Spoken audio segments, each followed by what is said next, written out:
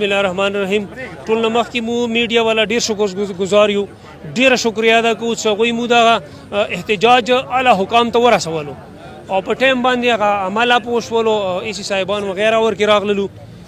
نن احتجاج څه کوم تعلق دی، دا د ټول پاکستان په سطح احتجاج شروع دی، لګیا دی ټول پاکستان کې کیږي. نو هغوی سره مو د خپل احتجاج کې شامل شو.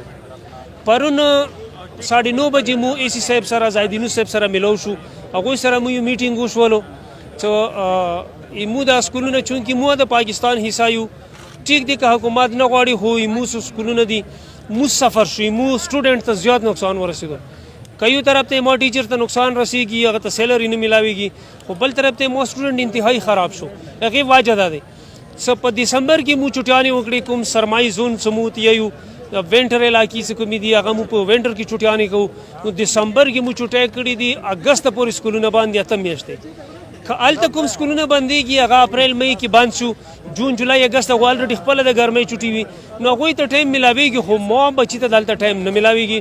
مو ته ویلو څه که هغوی خلاصوي که نه خلاصوي، مو ته یو طریقه داسې یو میډل والیاره مو ته راکوي.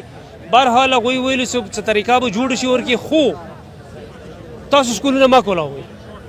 مو ته سکولونه خو کولاو دي. بهرحال ای سی صاحب سفارون صاحب راغللو، بې ټایمه راغلو، 1:30 بجه وه. سکول کې څوک نشته دی، ما ته یی څه سکول تاسو کولاو دي، مو ته سکولونه خو مو نه دي کولاو.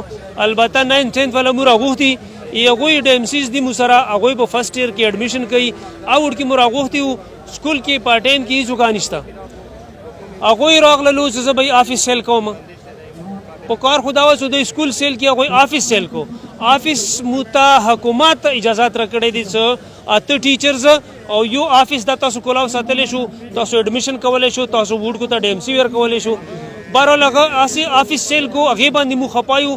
د پروټیسټ هم دغه و، دوی د داسې وکړي چې نن د هغه کوم سکولونه سیل دي هغه د کولاو کړي او ورسره کومه فیصله چې د پاکستان حکومت کوي، کومه د پاکستان اسوسییشن کومه فیصله وکړه، هغې نه مو بیله نه یو، هغې نه مو جدا نه یو، هغه منو ورسره. دا سکولونه صرف 2 سکولونه سیل شوي، نور سکولونه ښه کولاو.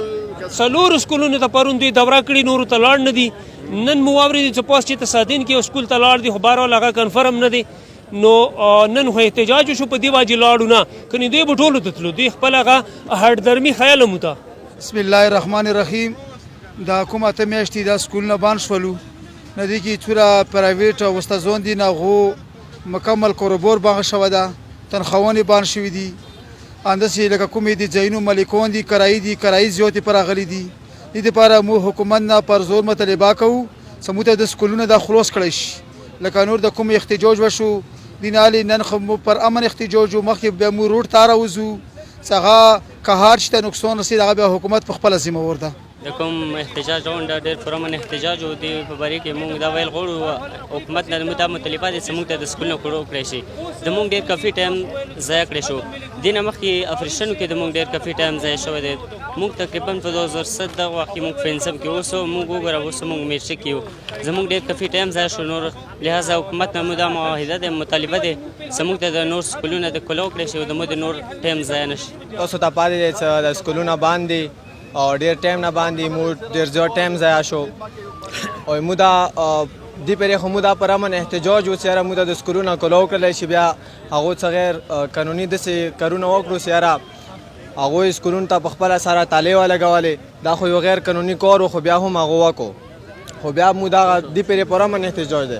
خو که دې پرې کې دینه بعد کې که هغوی بیا مو ته سکولونه کولاو نه کړو، نو بیا مو څه وکړو، نو بیا یاره مو ته ډېر زیات نقصان وشو. ځکه چې تقریبا مو ته 7 ساعت نیم کورسونه نه دي شوي، ډېر زیات نقصان مو وشو. د تقریبا دینه هټ کې اوس دوی مو ته کورس کموي که نه، یعنې څه کورس کم کړي بیا ښایي مو نقصان خدای که نه.